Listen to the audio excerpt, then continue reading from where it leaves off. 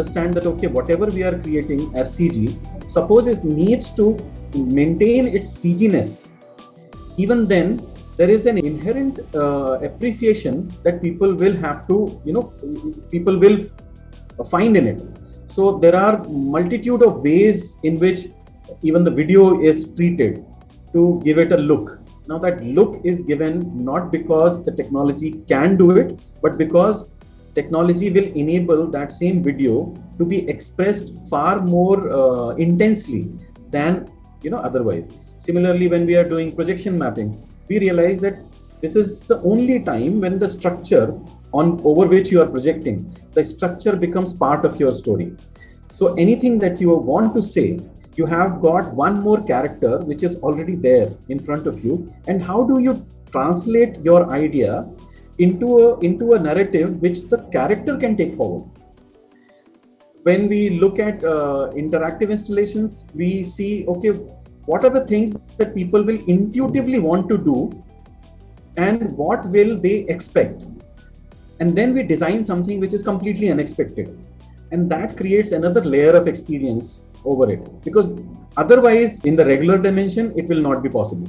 So I'm saying that I don't consider myself to be any different than a painter, but definitely I focus more on how can I augment the user journey through technology. Painter is doing just the same thing.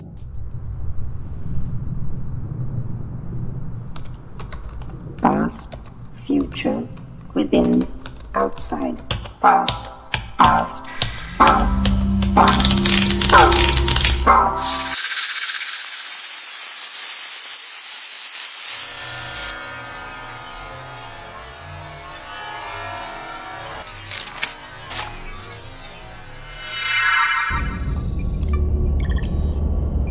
I will be anything you want me to.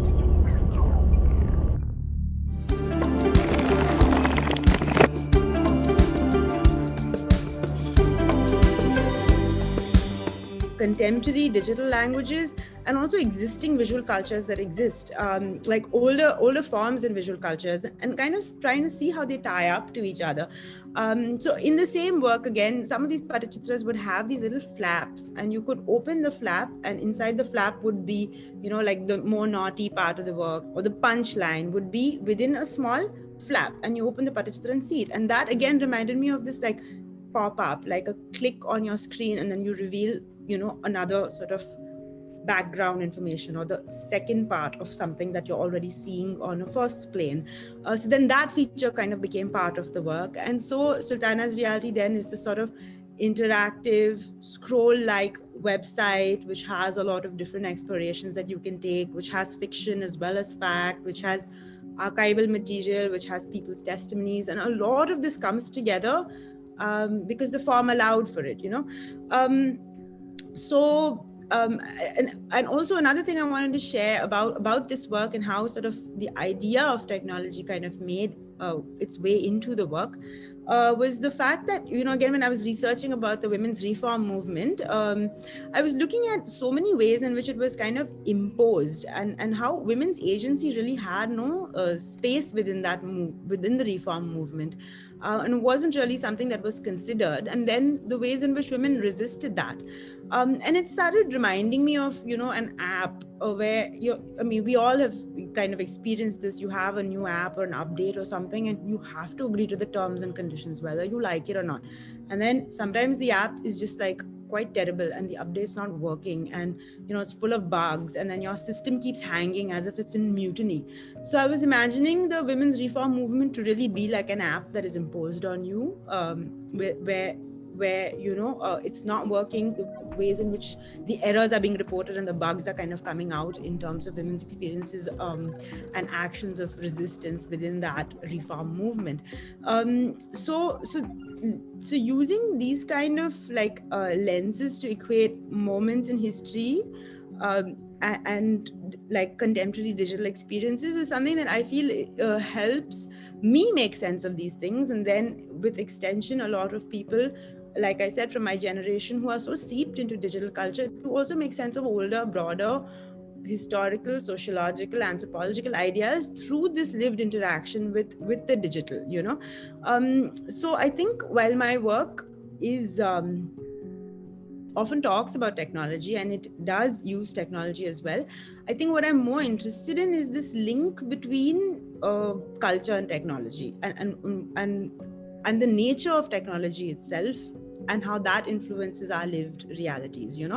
So there's this, like, I mean, I'm also a student of media studies, and we like learn theory by Marshall McLuhan. He talks about how like technology is an extension of the body, and I think I would go like one step forward to agree, but also say technology is also an extension of our desires, of our dreams, of our fantasies. So like, I don't program, but I'm deeply interested in programming and code, and I kind of try to keep myself abreast of the possibilities within that and what's going on in that world.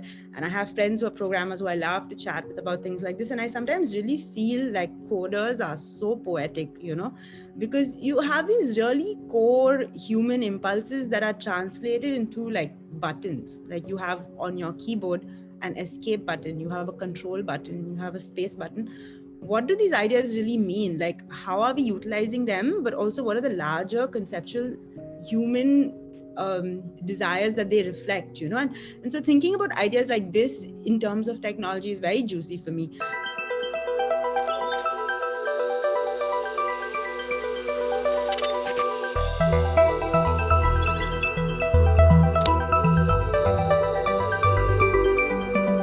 Anytime they wonder, what if I touch this? I want them to be like, oh, sick, awesome, something cool happened.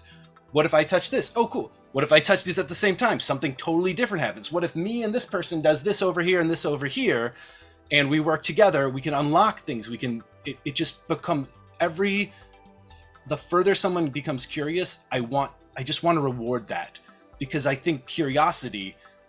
That's all of my art. Like, the central goal of my artwork is to make people have these positive situations around curiosity, to make them more curious, because I mean, a person who's curious is going to be a little less judgmental in my mind. They're going to wonder rather than assume. Somebody who's curious is going to listen a little bit more than they talk.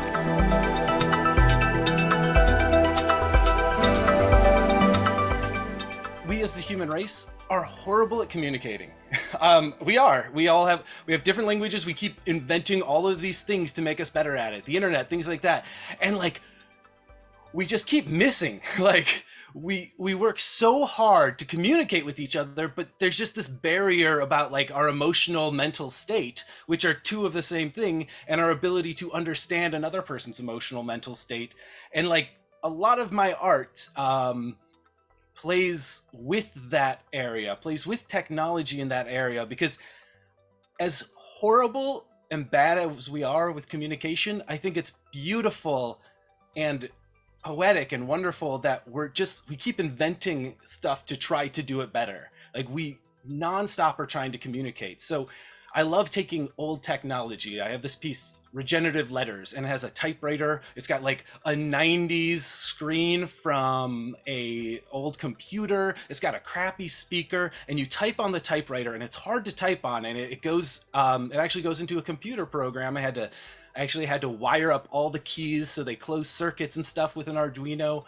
And it also makes the phonetic sounds of any of the letters. So f, k, p, m.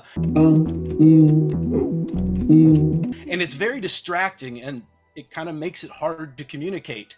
And then you can email to anyone you want in the world, any message you want with Regenerative Letters. But it takes whatever you wrote, and it takes all of that information, all of the letters, but also how long you were holding the key, how long it took you to start, whether you deleted or backspaced, all of that stuff. And then it creates a generative image with it. So like, you watch it form on screen before you, and it doesn't send your letter. It doesn't send your note, your message. It sends that. So it sends this terrible, garbled communication, but there's like a beauty in the action of it. And so, I just think a lot about technology as that. Technology is the thing that allows us to try to project what we feel and what we mean to each other, regardless of how bad we are at it. And we're never gonna be good at communicating, but like just that effort is just beautiful.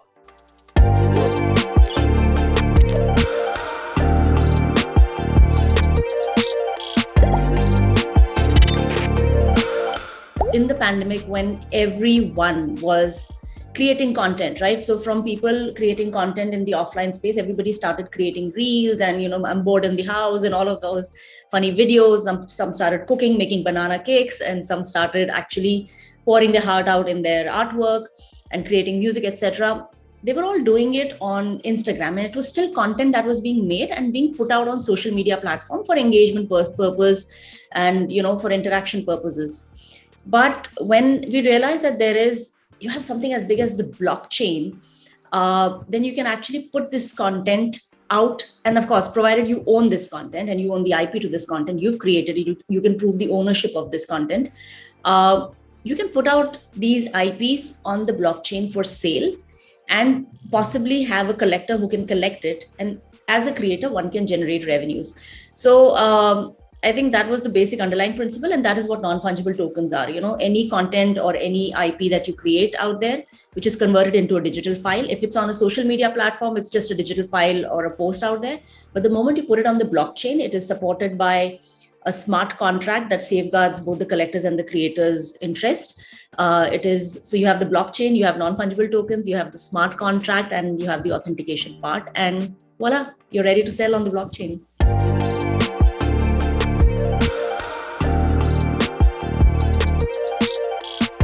Things to understand, when it comes to NFTs, what is art, and what are the best use cases of NFTs? Which kind of NFTs would actually be most successful in the long run? In the last a year or so, when NFTs have really been around, we've realized that art is the basis of NFTs. The visual representation is the key aspect of NFTs.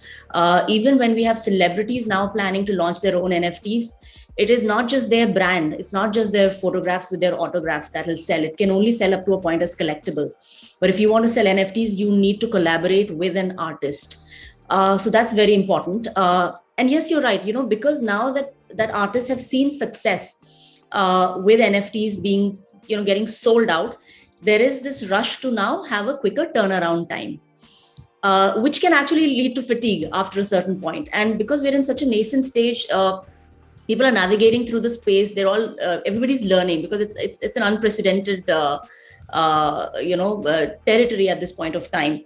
So yes, I even in our Discord channels, I see so many conversations around what software are you using? Are you using Blender? Are you using something else? And then there are conversations that I hear between some of the most known artists in the space, and especially in the NFT category, be it a Shantanu Hazarika or a Prasad Bhatt, or Melvin Thambi. Prasad Bhatt actually said that at some point in time, trading is great, but actual real art created with your own hands, is something different altogether. So I think even within the art category, you'll have different kinds of artists who will sell NFTs. What will really define the space is how consistently people will do this.